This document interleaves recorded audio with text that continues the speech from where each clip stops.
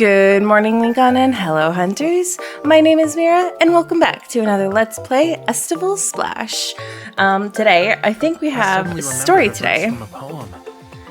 We're gonna go ahead and get in. Rafayel seems to be very chatty today, but he looks very good in his outfit. Oops, that's the wrong one. Alright, so first off, we're gonna do our claims. Make sure you get those claims so you can still get these. What are these? What are they calling those? Oh, I guess I couldn't. Crystallized branches. And then we're gonna go ahead and just start from the top. We'll go ahead and start with Xavier. And we'll go ahead and do chapter 3. Oh, that's right, they're exercising Birdie. After trying out the exercise wheel, Birdie's passion for working out has become unstoppable.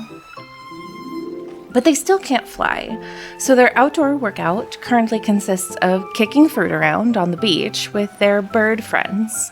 That's adorable! No, that's so cute!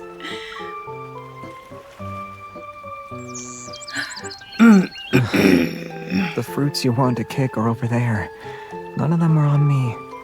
Oh, that's so cute. I throw over 2 more lychees to lure away the little birds that surround Xavier. I can't believe these birds can resist eating lychees. They'd rather kick them around. That's adorable, though, honestly. Like, the mental image of these birds just walking around, like, kicking these little lychees are so cute. Maybe they're tired of them.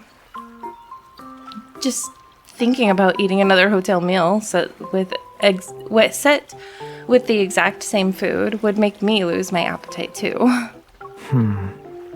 We need to change the dishes. But there aren't any chefs around here who can handle such an important task. I guess I'll have to step in. Oh, no, Xavier. It's okay. It's fine. Oh, no. After Xavier's phone call, 4 autos work together to put together a small food cart in front of us. The cart, signboard, hot pot base, and seafood skewers you ordered have been delivered, sir. Okay, well, a hot pot's hard to mess up, right? I saw this unused food cart at the hotel entrance last night. We can put it to good use. The food cart appears to have been redecorated by the autos, and the ink on the signboard is still wet. Xavier's snacks? Skewer hot pot. It'll be an unprecedented specialty on Chirpy Island.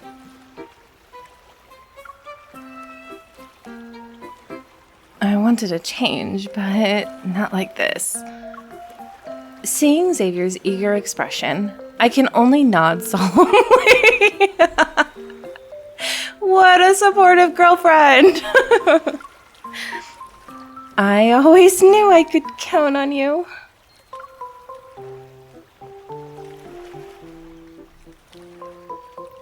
You know what? Whatever he wants to do. If he wants to do it, he can. I'm just really sorry for the birds. The skewers are almost done.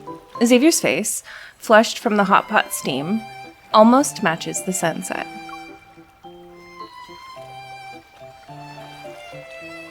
I jump up from the lounge chair and grab a fan from the table to fan him.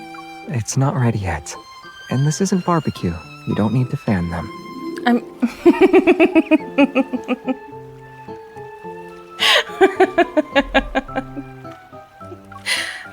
I'm not fanning the skewers. I know they're not ready yet, but you're about to be fully cooked. Xavier presses the back of his hand against his face. Is it obvious? Yes, and it's very cute. Yeah, you're medium well. I mean, I would say he's overcooked, but yeah. Soon after, Xavier's Snacks gains more customers. Birdie and their friends arrive. Unlike me, who's forcing myself to eat.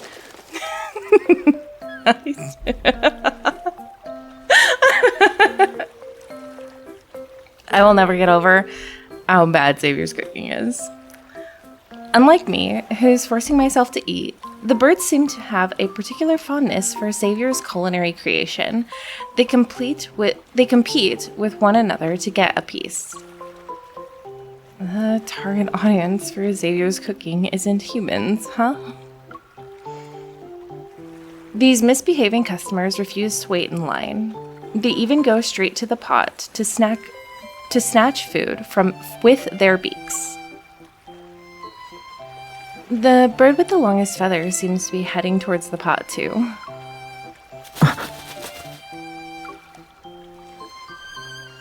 Despite Xavier's timely intervention, a section of the poor bird's feathers is burned by the hot pot. At least it's safely escaped. It's okay. Your feathers will shine again. Oh. The other birds gather around it. They chirp and chatter. Did you hear that? The birds are complimenting you. Wait, are the birds complimenting you? I lock eyes with Xavier. We stare at each other in disbelief. The skewers weren't poisonous, so we shouldn't be hallucinating, right? Is there a traitor among them that doesn't speak their native language? We turn towards the sound and see Birdie waving their wings at us. They're the source of those mysterious words. Now I know what you mean by setting the world on fire with some tweets. The Wildlife Protection Society said they might have a talent for language mimicry, but I didn't expect it to happen so suddenly. What's even more surprising is that their words were a compliment for you. Our Birdie and I are one and the same. Why does the bird get to be on the same page as you? Oh my goodness. Because, as it happens, I also want to compliment the guy who's willing to get himself roasted just to make sure I get to experience something special, Xavier. I'm roasted and smell great. If you don't believe me, you can sniff me.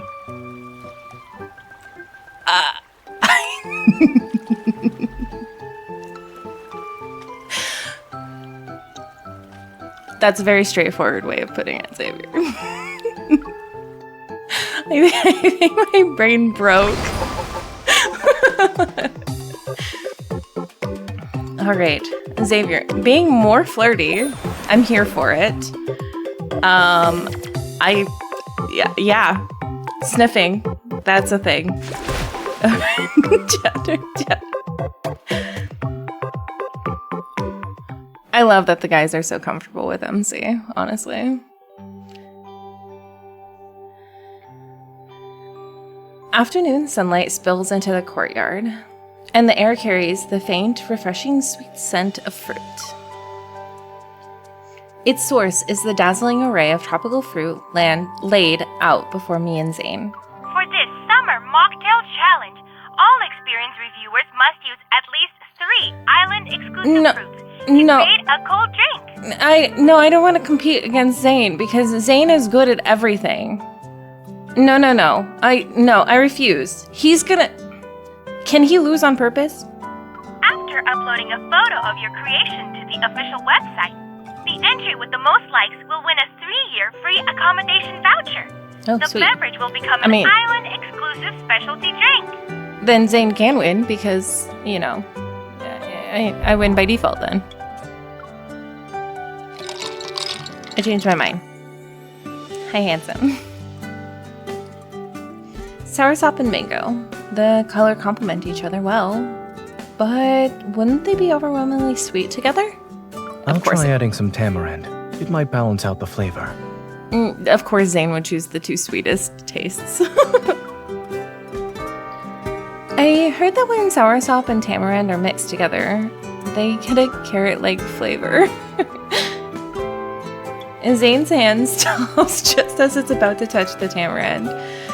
It then pinches the stem of a pear. I think the pear is more fitting for today's theme. Uh-huh. Just as I hide a smile, Birdie wobbles onto the table.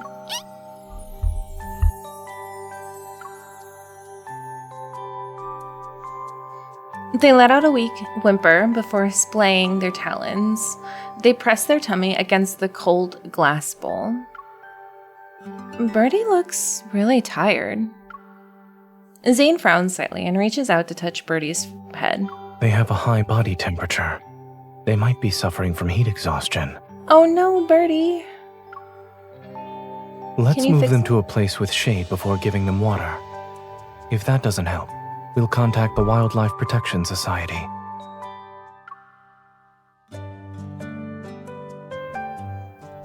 There's some shade under the lush vegetation near the courtyard. I gently carry Birdie over there, while Zayne brings a small dish filled with cold water. Birdie struggles to roll over. They deliberately turn their back to Zayne. Oh no! They're not interested in the water. We'll have to try this, I suppose. Zayne raises his hand, and a handful of glistening snow appears out of nowhere.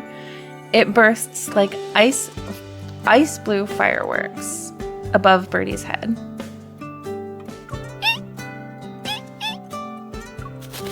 Our birdie slowly flaps their wings and sits up. They spin and let the snowflakes cover their down feathers. They cheered up rather quickly. That was adorable. As expected of Dr. Zayne, you have a way with kids at the hospital, and it works with our birdie. It's also very effective with adults. Oh, is it? I immediately reach out, and a small cluster of snowflakes falls down. It's cool. It cools the warmth on my head. I need to add a little surprise for grown-ups.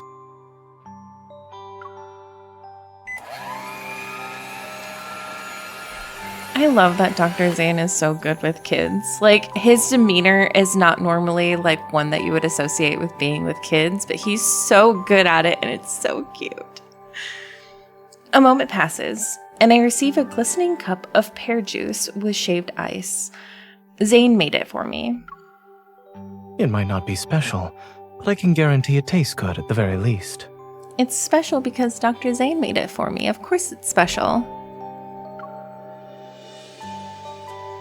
I take a spoonful. The shaved ice is refreshing and delicious. Just as I'm about to give out a compliment... Delicious! More, please! Huh? Mm-hmm. That wasn't me. I was about to say something similar, though. I know. You don't end your sentences with chirp. Wait. If it wasn't me, then, and it wasn't you, then...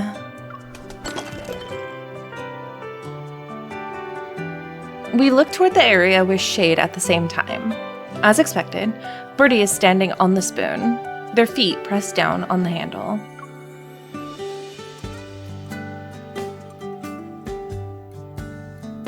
After updating the Wildlife Protection Society about our birdie's condition, we received some new information from them.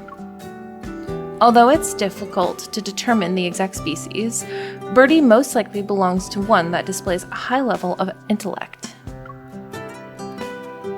I can't believe Birdie is smart. They might be a genius among birds. I guess we have two geniuses now. Birdie is already strutting around with their tail up and chest puffed out during our conversation. Hearing those words makes them more proud. Unfortunately, they get carried away. Be careful!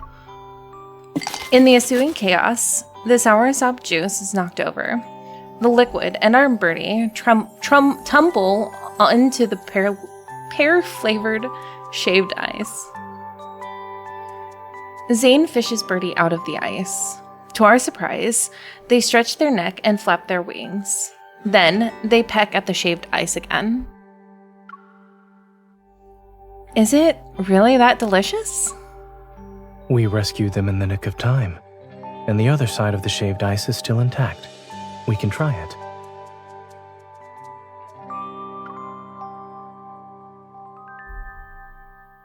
Allow me. I scoop a spoonful into my mouth. The uniquely sweet and tangy flavor spreads across my tongue. It actually tastes really good. A certain genius accidentally stumbled into success.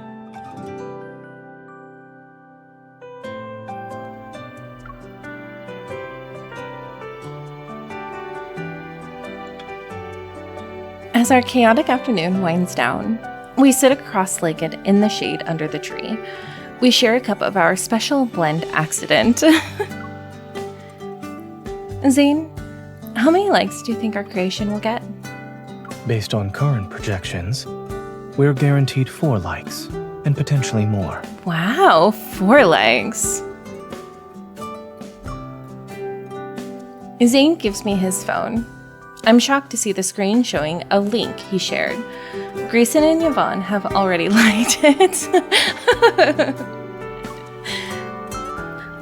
I'll share it right now. The shaved ice sits on the ground as the sea breeze sweeps up past us and carries the fragrance of fruit. The sound of cicadas and waves intertwine to create a languid summer afternoon. Nearby, Birdie sneaks over to steal another bite. They shake their head vigorously because of the cold. Oh.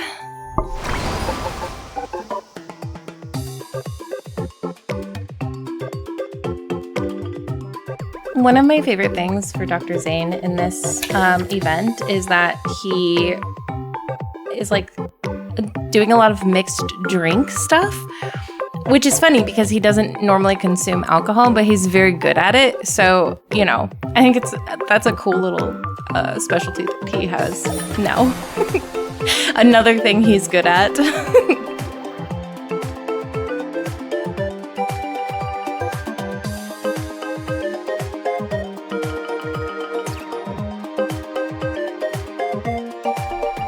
All right, on to Rafayel. I'm really excited. I'm always really excited for Rafayel's. I think Rafayel's, this one, in conjunction with Sylus, is really good. Rafayel, where did you put the enormous seashell we found on the beach? It's a souvenir. As I rummage through everything, I hear a faint, distant response. Hello? What? Did you throw it away?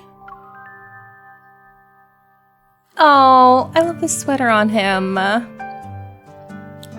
rush to the living room to confront Rafayel about this crime, but I'm greeted by his bewildered expression.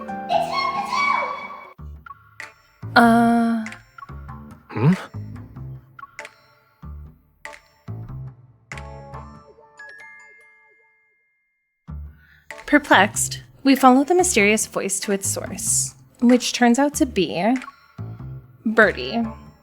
Instead of resting in their bird nest, they're in the shell. They're pretending to be a hermit bird.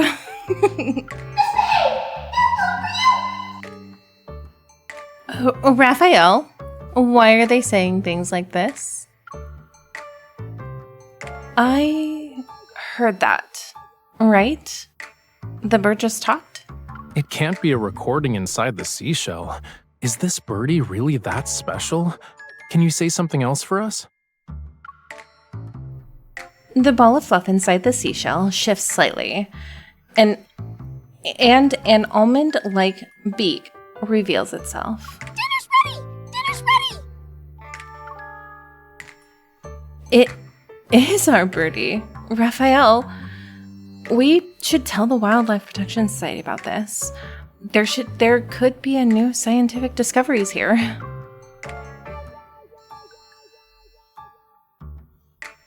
This birdie is very chatty compared to the other two. After we make a report to the organization, they assess its phylogenetic relationship and language capabilities. It's likely this species of bird is very intelligent. We might have full-blown conversations with Birdie someday. But this suspicious birdie tried to frame me. Are you gonna do something about that? It would be Rafayel who has a rivalry with the bird. Framing you the moment it learned to talk? They deserve a reward for doing a complicated action. I give Birdie some shellfish meat. They had been waiting for it with their beak open. Dinner's ready, chirp.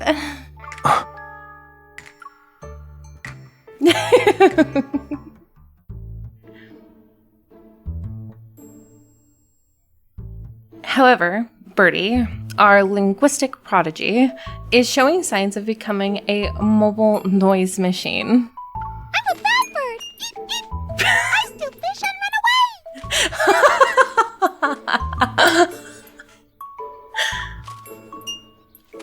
away. This is what happens when you teach them your birdie symphonies. Now they won't stop singing. I thought they'd be a good lead vocalist for my seagull choir. I didn't expect this level of dedication. Well, you should have figured that when they decided to frame you for their first words. We need to introduce this birdie to some quiet hobbies.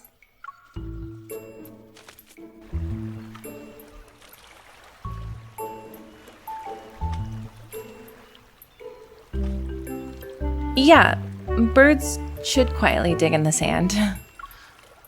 Watching Birdie dig into the sand to make a small castle on the beach. We exchange meaningful smiles. From music to sand sculptures, my art lessons suit them. Since they're suited for a path intertwined with the arts, why don't you show them how to make a real sculpture, Master Rafayel? I guess I could, yeah. Oh my gosh, we really do have a prodigy on our hands. Before long, an unrecognizable pit appears next to my feet. Over here. Lie down in the hole. No. I don't trust you, Rafayel. If I know anything and you being like my boyfriend, no, Is there a theme behind this masterpiece? Isn't it obvious? It's a trap. Yeah, exactly. I play along and lie down in his trap. Birdie imitates me by settling into a small hole they dug. By the time Birdie finishes decorating the sand mound with seashells, I'm surprised to see a mermaid tail.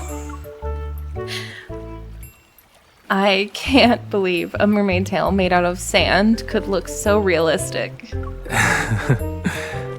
How does it feel to be a mermaid? Am I finally Lemurian? In fairy tales, mermaids make significant sacrifices to become human.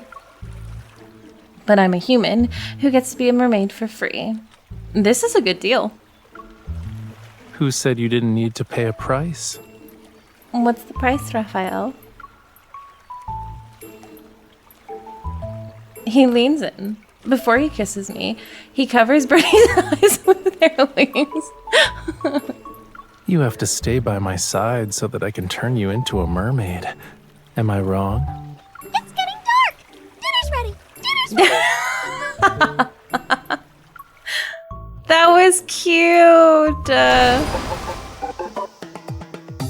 I finally became Lemurian. All right, Caleb. Which got me? Caleb's is like third also. If I had to put him in line, I think Sylus wins, honestly, for everybody, because it's very cute. But Sylus, and then Rafayel, and then Caleb, I think, and then Zayne, you're last this time. But Xavier's is above Zayne's. And this time it's not because Sylus is the king of my harem. Now I sound like I'm trying to. It's not because he's my king. It's because it's actually very cute with Mephisto.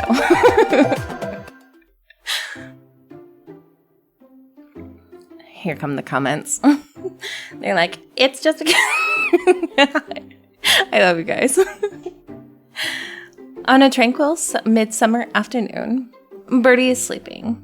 They're curled up in an airplane-shaped bird nest. Meanwhile, Caleb and I are beside a coconut.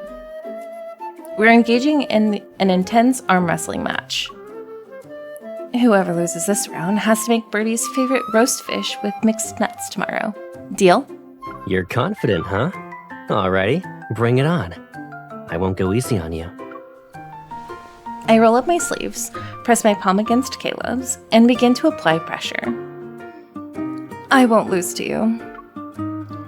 I talk big, but as time passes, the ache in my wrist gradually intensifies. I'm almost out of strength. Looks like it's time for the last-ditched effort. I pretend to weaken my grip and let my wrist go slack. It's making him lower his guard. As I gather my strength, I pretend to launch my counterattack. The hand beneath mine suddenly weakens.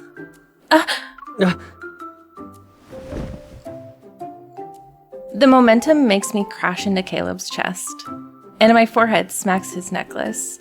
The impact makes me see stars, because his chest is probably as hard as a rock. Caleb, didn't we agree you wouldn't let me win? I didn't expect you to use so much force. You... For some reason, Caleb breaks into a coughing fit as soon as I make eye contact with me. As soon as he makes eye contact with me. It's like he desperately trying to hold something back. Why are you staring at my forehead? It's nothing. Anyway, I'll count this as my loss. I'll handle tomorrow's work. Why are you avoiding my gaze, Caleb? His gaze falls onto my face before he looks away. Noticing the corner of his mouth twitching upward despite his efforts, I realize something's wrong and pull out my phone. On my red forehead is an apple-shaped imprint.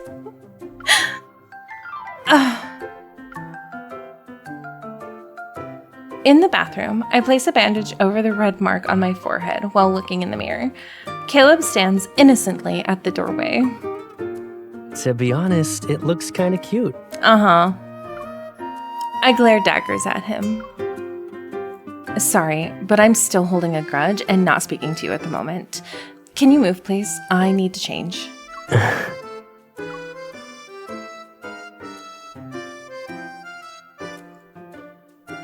After I come out of the bathroom, Caleb is nowhere to be seen. Instead, Birdie flaps their wings and hops in front of me. They're carrying a small bag woven from grass that Caleb made. They look ready to head out. Do you want to play outside? Is that why you're all dressed up?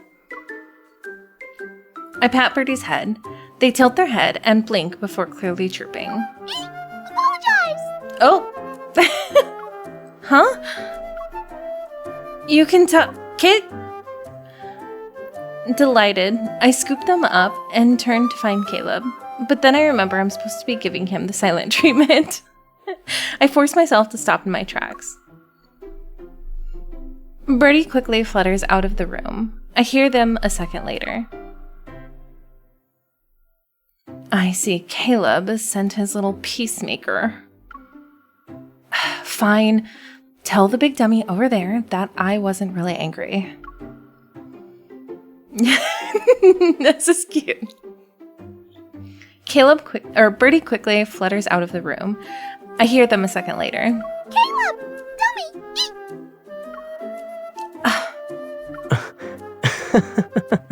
Even the tone's perfect. I see you haven't exactly cooled off. Angry! She's angry! I'm not that petty. Caleb sounds somewhat troubled. Can you ask her a question for me? What would make her stop ignoring me? Oh no! That's enough. I'm sorry, Caleb. I'm coming over to talk to you again. Our birdie chirps with a somewhat understanding look. Then they dash back into the room. Ignore! Ask her to ignore me! That's not what he actually meant, right? With a resigned sigh, I pick up Birdie and stand up. I'm ready to put an end to this misunderstanding. I barely look up before meeting Caleb's mirthful gaze. Ugh. Why aren't you calling Caleb a dummy anymore? I didn't say that. It was Birdie.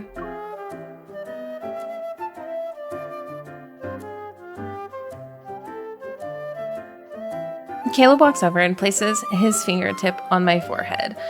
He leaves behind a cool medicinal scent. He's holding a small jar of ointment, which has been warmed by his hands. Good. Your forehead isn't red anymore. Yeah, I'd say it's 99% better. I guess my little messenger didn't successfully deliver the apology note from their pouch. However, a sincere apology should be delivered in person. I'm sorry for laughing at you. As punishment, I can let you flick my forehead? That was so cute, though. And I'm gonna... because that was very cute. He leans down and willingly brushes his bangs. I waste no time flicking his forehead.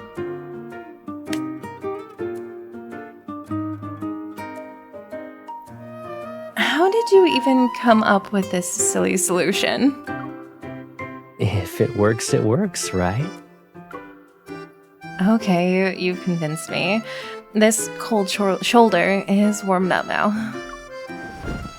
I take the opportunity to pinch his cheeks, and he laughs as he pulls me into his arms.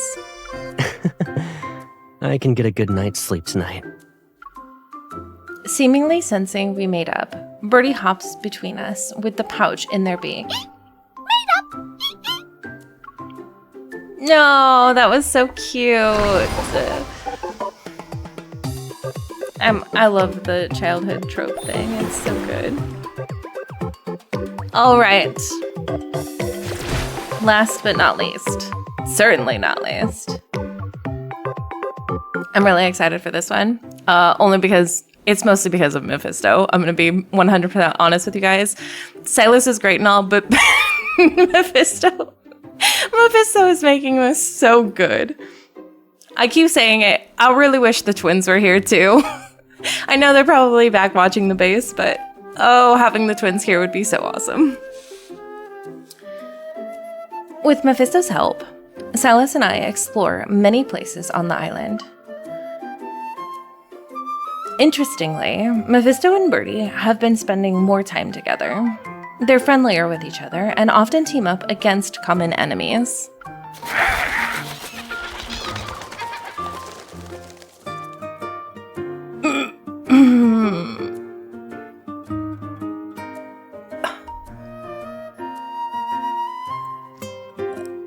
Sylus.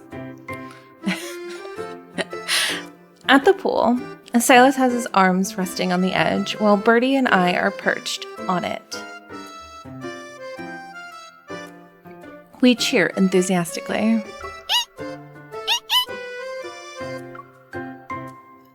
Go Mephi! Anakinus won't lose! Beat up those nasty seagulls! Thankfully, you don't have wings. Otherwise, you'd be flying higher than Mephisto himself. Listen. We have a matchup between Anakinus and Chirpy Island. Since Anakinus' boss man doesn't care, I have to facilitate everything. As I speak, I lean over and sip the coconut juice Sylus is holding. A sudden cheer reaches my ears. Anakinus! Huh? Shocked, I look up at Sylus. Even he's stunned. Oh, come on. Give Sylus a surprised look. I want to see this man have more emotion than just smirk. That's Birdie. It is. Sylus, did you hear? I did. I guess they also want to join on a kindness. But That a was- single cheer isn't enough. Especially when it doesn't carry any weight. Oh, come on, Sai. Sylus! Boss man! Any kindness is leader! How's that for weight? It's a clever response, I'll give you that. So cute.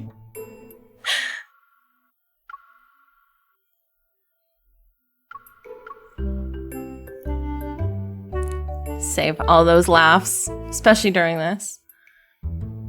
Sylus and I quickly contact the Wildlife Protection Society and learn that Birdie might possess intelligence that surpasses normal birds. They can talk and use tools. The Wildlife Protection Society wants us to continue our observations and teach our birdie when necessary. They didn't need to tell us that. Under these circumstances, it'd be hard not to teach them something. Following Sylus's gaze, I see the TV screen flickering on and off. Birdie is stepping on the touch screen remote.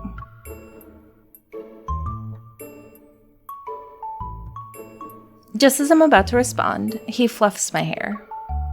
Since we're staying in for once, do you want to watch a movie? Sure.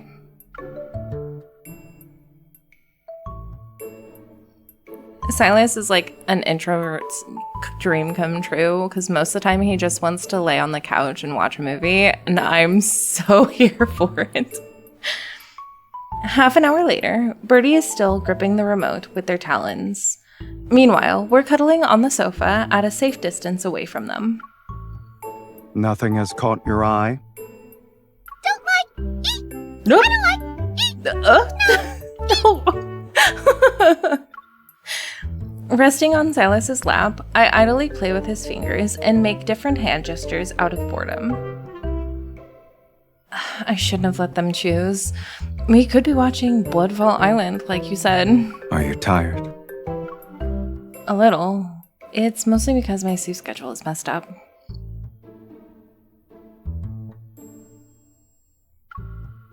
Close your eyes and get some rest. You don't have to stay up late. I'm not interested. Besides, Mephisto hasn't even passed out yet. I use my finger to point at Mephisto. Mephisto glances at me. Then he closes his curtain. He closes the curtain with a talon. I like this! Oh. You've made a choice? Finally? I lean against Sylus and pull myself up. 2 words are on the TV screen. Bloodfall Island.